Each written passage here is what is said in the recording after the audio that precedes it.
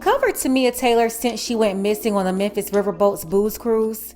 Heartache Monday morning for Deborah Taylor as she searched for her missing daughter, Tamia, a Covington High School graduate with 2 young children. She has a 3-year-old son and a 1-year-old daughter, and they love her. Taylor says Tamia came to Memphis Saturday night with 3 friends to go to Beale Street and to ride on a riverboat. The group was celebrating Tamia's 21st birthday. The next day, her family went looking for her on the boat. Memphis Riverboats was really nasty to them. They charged every family member $50 that wanted to come on the boat and search, and they weren't very cooperative. Also, very early on, they said that she did not fall off their boat. They kept saying that she made it back to shore, not based on their own video footage, but they went by a Snapchat video showing her on the boat. They didn't release that clip either, nor did they say what time that video was recorded.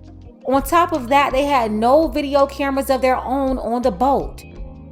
Memphis Riverboats did not respond to our request today for an on-camera interview, but an employee did say the boat did not have cameras. Then you had the 3 people Tamia boarded the cruise with telling their story. I walked down there to the first floor and I was talking to Kanisha and Shaquille, and I asked them, where's Tamia? They looked and said that she was just right here. So as soon as they said that, we all split up and searched the whole boat while the boat was moving, looking for Tamia. The friend said that she did not fall off the boat, and you had a golf cart taxi driver also saying that she did not fall off the boat because he saw her after the cruise on dry land. Jay Munn, a golf cart taxi driver who says he saw Tamia Taylor with 2 women and a man after her cruise returned to port. She was intoxicated.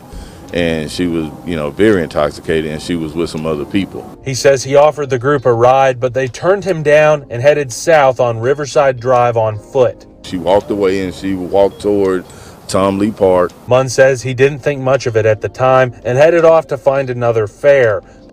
Then another woman that was on the cruise, also celebrating her birthday with friends and family, she too said Tamia didn't fall off the boat. I covered that completely in this video here. A couple of days after Tamia went missing on September 12th, Nunu said she was definitely on the boat. We spoke to each other. She told me happy birthday and I was pretty. I saw her alone getting off as we left. Somebody definitely took her after the boat ride, or she went with somebody unknowingly. She was very intoxicated. We all were. She did not go overboard. Her friends did it or knows what happened, whether it was an accident or not, and just didn't speak up. I'm sticking by this. Nunu and her friend got a lot of pushback. She was basically going off left and right on the folks trying to discredit her. You should definitely check out that video after this one, the link is below. And where her body was found in the Mississippi River in Arkansas, I brought on Justin Brazil, who lived right there downtown across the street from the dock. He was so close you could see the river from his condo. He's also been there on that boat many times and confirmed what other patrons have been telling me. No one is going to fall off the booze cruise without any of the hundreds of people on there seeing it. But is like, if you can see, like where those lights at over there, that is where the riverboat docks at.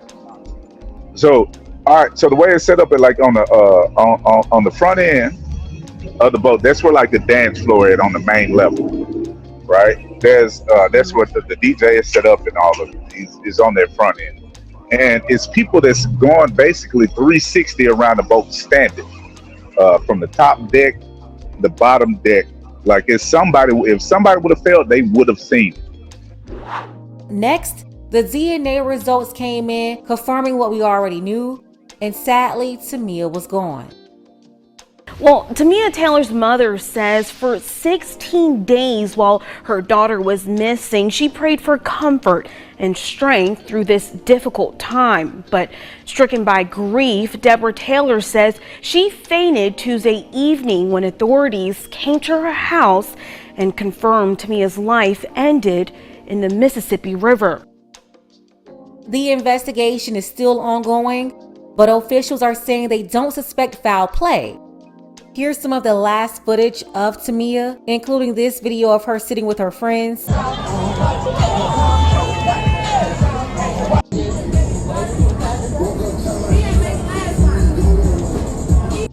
Those friends or co-workers, Keandre Jenkins, Kanisha, and Shanquilla, who I explained a few times, all three of her friends that she went on the boat with, they had names similar to Black women who died in recent years while out with friends. It was very eerie to say the least. And there are people in Tamia's family who still believe that something isn't right. My heart just grieves for Tamia's experience that night. It just seemed as if no one cared about Tamia's life. We don't know if she was dumped there, if she was placed there, if she was put there, or did she wash up on the water? We need to know what happened to Tamia, and someone needs to be held accountable for their negligence that night. Have you all had any contact with those three friends and co-workers she went to the boat with? I have a hard time calling these individuals friends. I cannot go to the bathroom, yet alone the bathroom inebriated without my cell phone, and my friends leave me when we came together. I also reported about that disturbance at Tamia's house party the night before. Apparently there was a fight or a dispute or something, but she was there with family, friends, and co-workers. After a pre-birthday party Friday night at her apartment, Damon Lee says he attended Taylor's party late Friday, made up of friends, family, and co-workers, but was told by neighbors there had been a disturbance earlier.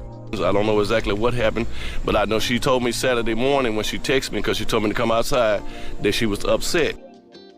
Now an Arkansas medical examiner ruled her death as a drowning, but said the manner of death is undetermined. They're also still waiting for toxicology results that may reveal more to the story, but it seems like investigators are insinuating that Tamia did this to herself. They haven't outright in the media called it a self-deletion, but they believe she either fell into the water by accident or it was intentional. Tamia's mom doesn't believe her daughter would do that. She believes something else is going on there. I'm going to get into what her mom had to say in a moment, but first I want to touch on the nonprofit organization that's got a petition out right now. The link to that petition is below. They're calling for better safety measures on the cruise. Memphis Riverboat suspended the booze cruise for right now. They're still running their daytime cruises. And I did see an advertisement for a Halloween booze cruise. Maybe they haven't updated their website or something. Not sure what's going on there. Overall, though, the advocate is trying to get the company to establish better safety measures on their boat.